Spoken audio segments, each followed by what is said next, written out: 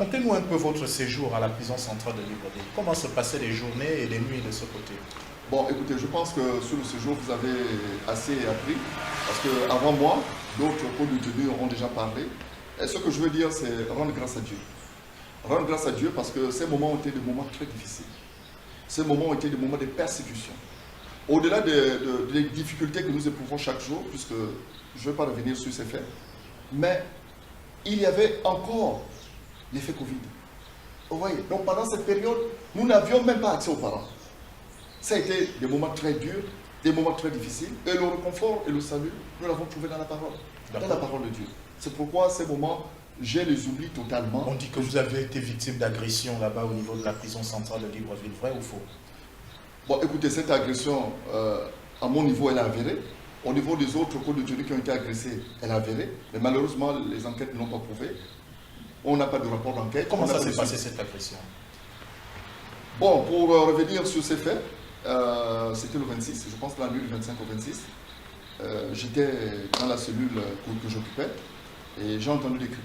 Il y avait des cris, quelqu'un qui criait. Et c'était pas loin, puisque les bâtiments, c'était pas loin, il y avait des cris. Et par la suite, j'ai entendu des gens demander où est la cellule de Justin Ndangoye. Donc c'était une opération bien commandée, bien huilée et bien commandée. Où est la cellule de Justin Ndangoye pour la solution? J'ai compris que j'étais la prochaine, la prochaine personne à passer à tabac. Donc 3 individus sont rentrés dans la cellule, cagoulés, pas avec l'uniforme de la sécurité pénitentiaire. Ils étaient cagoulés et ils m'ont ligoté les mains, ils m'ont ligoté les pieds. Ils avaient des cordes, vous voyez les espèces de cordes avec lesquelles on remonte les camions là. Tout à fait. Vous voyez, ils avaient des cordes comme ça. Bon, ils ont fait ce qu'ils pouvaient faire comme frappe et autres, et menaces, des injures. Bon, écoutez, ils nous ont agressé, vraiment ce qu'on appelle une agression. D'accord. Mais Dieu soit loué, après cette étape, on a connu une bonne et meilleure étape. Avec l'arrivée du commandant en chef de la sécurité pénitentiaire, Effaillant. M. Jean-Germain, le général, un monsieur que je respecte beaucoup, avec l'arrivée du directeur de la prison centrale, vraiment, nous avons été dans une période où nos droits étaient respectés malgré les conditions d'incarcération, mais il y avait une considération même et un respect lorsqu'on nous parlait. Donc, M. Télésphore aussi a été d'un grand appui. D'un grand appui. Il a fait son travail professionnellement. Et nous avons senti la différence entre ceux qui ont la conscience professionnelle, malgré les instructions, il y a la conscience professionnelle qui est là. Et je peux qualifier les autres autorités qui étaient là bien avant nous. D'accord. Alors, comment ça se passait avec les autres co-détenus? Bon, les Blaboy, comme on disait. Vous voyez là-bas? On a fait 3 ans et demi, nous avons passé 3 ans et demi en total isolement. Les portes ne souffraient que pour prendre soit un colis, soit prendre des médicaments, soit lorsque l'avocat passe pour rendre visite, ou vous avez un parent qui a pu obtenir une visite. Donc pendant 3 ans et demi, chacun était dans sa cellule et on ne se parlait pas du tout. D'accord.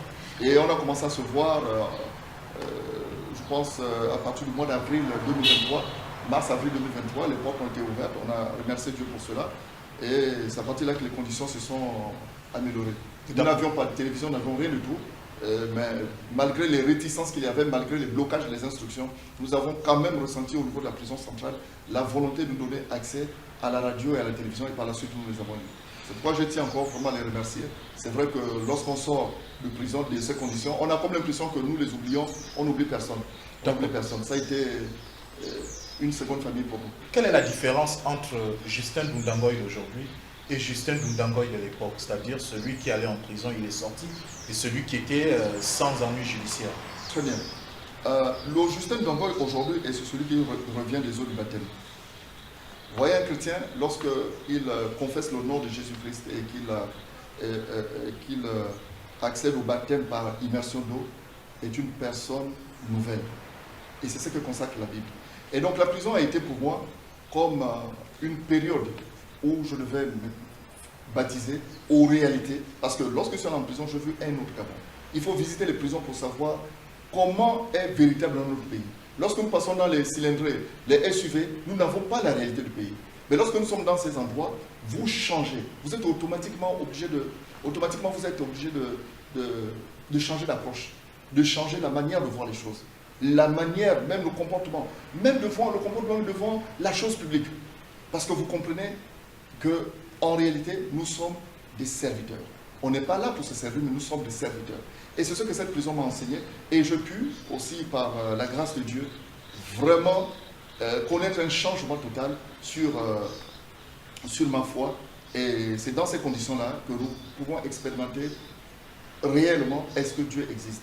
Et nous sommes rentrés, nous sommes ressortis avec la conviction que Dieu existe, parce que nous avons vu ses hauts faits, nous avons vu ses bienfaits.